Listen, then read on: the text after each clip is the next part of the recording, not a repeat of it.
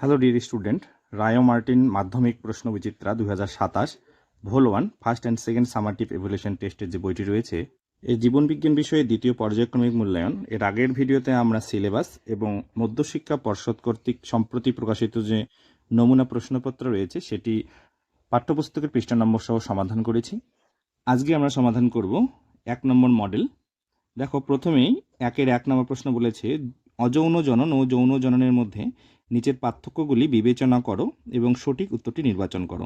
এখানে যৌন জনন এবং অযৌন জননের পার্থক্য রয়েছে, তো এর মধ্যে যে পার্থক্যগুলো সঠিক সেটাকে নির্বাচন করতে হবে।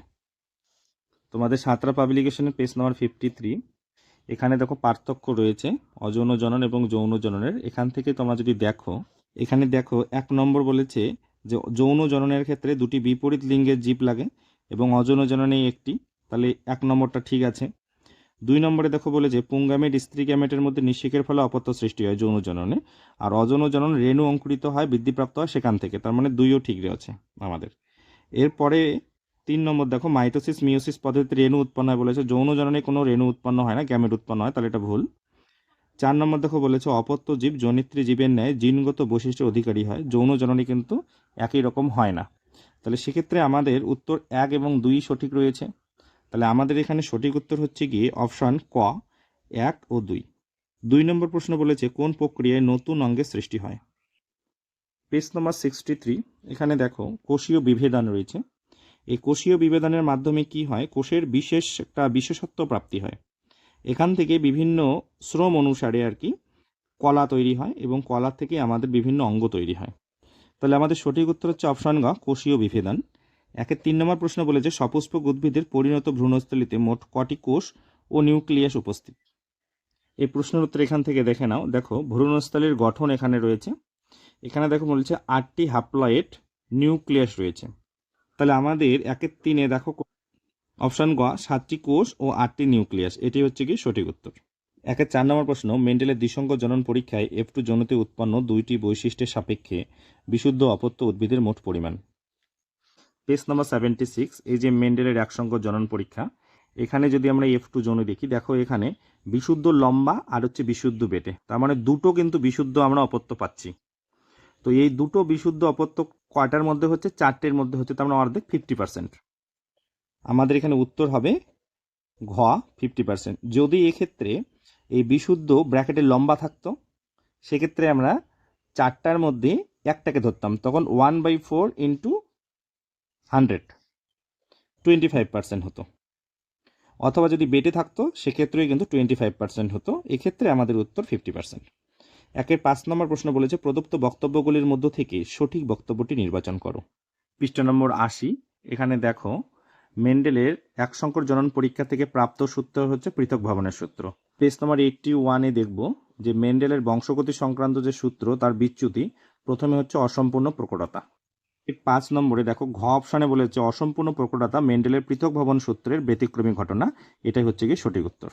এবারে 6 নম্বর প্রশ্ন বলেছে নিম্নলিখিত কোন প্রাণীর ভ্রূণ অবস্থায় গলবিলীয় ফুলকা ছিদ্র এবং গলবিলীয় ফুলকাথলি দেখা যায় না।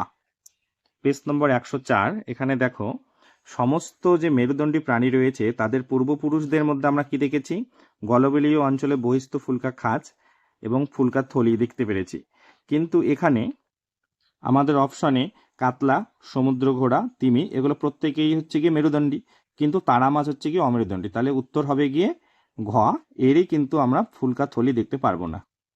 17 নম্বর প্রশ্ন বলেছে x capital H, x small h, x capital H Y. X capital H হচ্ছে স্বাভাবিক প্রকট জিন বহন করি এক্স ক্রোমোজোম, তার মানে আমরা এখানে দেখতে পাচ্ছি এটা হচ্ছে গিয়ে কি মাতা, তো একটা হচ্ছে স্বাভাবিক, এবং এই যে স্মল এইচ যেখানে প্রচ্ছন্ন মিউট্যান্ট জিন বহন করি এক্স ক্রোমোজোম, তো এটা হচ্ছে কি বাহক, মাতা হচ্ছে এখানে বাহক, এবং পিতার ক্ষেত্রে দেখো স্বাভাবিক রয়েছে। তো এই দম্পতির সন্তানদের সাপেক্ষে প্রদত্ত কতগুলি বক্তব্য সঠিকতা নির্বাচন করো। পেজ নম্বর 65, এখানে দেখো বাহক মহিলার সাথে কিন্তু স্বাভাবিক পুরুষের যে ক্রস সেটা দেওয়া রয়েছে এবং এর রেজাল্ট এখানে রয়েছে ফলাফল। তো নম্বরে বলেছে হিমোফিলিয়া আক্রান্ত পুত্র ও কন্যা উভয় জন্মাতে পারে, তো নম্বরটা আমাদের সঠিক। বলেছে পুত্র সন্তানদের মধ্যে 50% হিমোফিলিয়া আক্রান্ত হবে, এটা আমাদের সঠিক। রস্যই বলেছে সমস্ত সন্তানদের সাপেক্ষে 25% পুত্র স্বাভাবিক। এটাও সঠিক, কারণ একটাই পুত্র সন্তান স্বাভাবিক থাকবে। এবং পরের শেষেরটা বলেছে 50% কন্যা সন্তান বাহক হবে। তো এটা ভুল হবে, কারণ 50% নয়, 25% কন্যা সন্তান বাহক হবে। তাহলে আমাদের এখানে সঠিক হলো 3টে, 1 2 3। তাহলে খ হচ্ছে কি সঠিক উত্তর। 1-8 বলেছে বিবর্তনের ধারায় কোন কোন প্রাণী গোষ্ঠীতে হৃৎপিণ্ডের দূষিত ও বিশুদ্ধ রক্তের মিশ্রণ ঘটে। পেজ নম্বর 103। এখানে দেখো উভচরের ক্ষেত্রে যে হৃৎপিণ্ড দুটি অলিন্দ একটি নিলয় নিয়ে গঠিত। এক্ষেত্রে অলিন্দ দুটি অন্ত অলিন্দ পর্দা দিয়ে পৃথক থাকা অলিন্দের দূষিত বিশুদ্ধ রক্ত থাকার প্রবণতা, অর্থাৎ আলাদাভাবে থাকার প্রবণতা রয়েছে, কিন্তু নিলয়ে এক প্রকোষ্ঠ বিশিষ্ট হওয়ায় রক্ত আবার মিশে যায়। সরীসৃপের ক্ষেত্রে নিলয়টি অর্ধবিভক্ত হওয়ায় এক্ষেত্রে উভয় রক্ত আংশিকভাবে পৃথকভাবে রাখার বন্দোবস্ত লক্ষ্য করা যায়, কিন্তু মিশে যায়। তাহলে উভচর এবং সরীসৃপের ক্ষেত্রে আমরা দেখতে পাচ্ছি মিশে যাচ্ছে। তাহলে অপশন ঘ হচ্ছে আমাদের সঠিক উত্তর। 9 নম্বর প্রশ্ন, বক্তব্য 1 বলেছে উটের আরবিসি অতি ক্ষুদ্র এবং উভয় দিক অবতল হওয়ার সহজে সূক্ষ্ম রক্তবাহের মধ্য দিয়ে। 2 নম্বর বলেছে উটের ত্বকে কম পরিমাণে ঘর্মগ্রন্থি থাকায় ঘামের মাধ্যমে কম পরিমাণে জল দেহের বাইরে বের হয়। পেজ নম্বর 107। এখানে যে লোহিত রক্তকণিকা রয়েছে, দেখো এখানে উটের লোহিত রক্তকণিকা ডিম্বাকার হয়, ফলে সব ধরনের রক্তকণিকা অতিমাত্রায় অক্সিজেন বহন করতে পারে এবং যে ডিম্বাকৃতি হওয়ার জন্য ঘন রক্তস্রোতের মধ্য দিয়ে প্রবাহিত হতে পারে। এবং পেজ নম্বর 106 যদি দেখো, এখানে দেখো বলেছে যে চামড়া পুরু ও রোম যুক্ত হয় এদের দেহত্বক থেকে বাষ্পীভবন প্রতিরোধ করার জন্য। তো আমরা কিন্তু ঘর্মগ্রন্থি দেখতে পেলাম না, দেহ পুরু ছিল এবং রোম যুক্ত ছিল। তাহলে এক্ষেত্রে আমাদের 1 নম্বর বক্তব্য সঠিক এবং 2 নম্বর বক্তব্য কিন্তু ভুল। তাহলে আমাদের কোথায় রয়েছে এ, ক হচ্ছে কি সঠিক উত্তর। এরপরে রয়েছে বিভাগ খ। বিভাগ খ এর প্রথম প্রশ্ন 2-1, উদ্ভিদের রেণু উৎপাদন ও বিকাশ ড্যাশের মধ্যে ঘটে। প্রশ্ন নম্বর 58। এখানে দেখো রেণু স্থলিতে রেণু সৃষ্টি হয় এবং সেখানে বিকাশ হয়। তাহলে আমাদের উত্তর হচ্ছে রেণু স্থলী। তাহলে শূন্য স্থানে উত্তর হবে রেণুস্থলী। 2 নম্বর প্রশ্ন বলেছে প্রথম সৃষ্ট নিউক্লিক অ্যাসিড হলো ড্যাশ। পেজ নম্বর 91। এখানে দেখো প্রথমে আরএনএ প্রকৃতির অ্যাসিড সৃষ্টি হয়েছিল, অর্থাৎ নিউক্লিক অ্যাসিড, এটাই বিজ্ঞানীরা মনে করেন। তাহলে উত্তর হবে আরএনএ প্রকৃতির। 2-3 নম্বর বলেছে কচুরিপানা পত্রজ মুকুলের সাহায্যে জনন সম্পন্ন করে। পেজ নম্বর 56। দেখো কচুরিপানা খর্বধবকের পর্বত থেকে করে।